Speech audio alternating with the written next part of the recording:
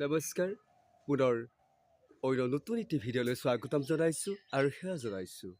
আজি ভিডিঅ'টো জনাব বিচাৰোঁ যে পৃথিৱীত এটাই ধৰ্ম আছে। কি ধৰ্ম জানেনে? এই ধৰ্মটো একেশ্বৰবাদী, য'ত জাত পাত কোনোৱে বিচাৰ নকৰে আৰু সেই ধৰ্মৰ গুৰিয়াল এজনে হয়, সেইজনে ভগৱান আৰু সেইজনে বাৰে বাৰে এই পৃথিৱীলৈ মনুষ্যৰ ওপৰত আহে। এই কথাখিনি হয়নে নহয় ক'বচোন?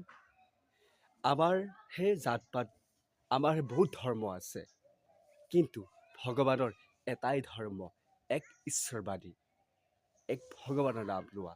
আমি বিভিন্নজনৰ বিভিন্ন ভগৱানৰ নাম লওঁ। এষাৰ কথা হয়নে নহয় ক'বচোন?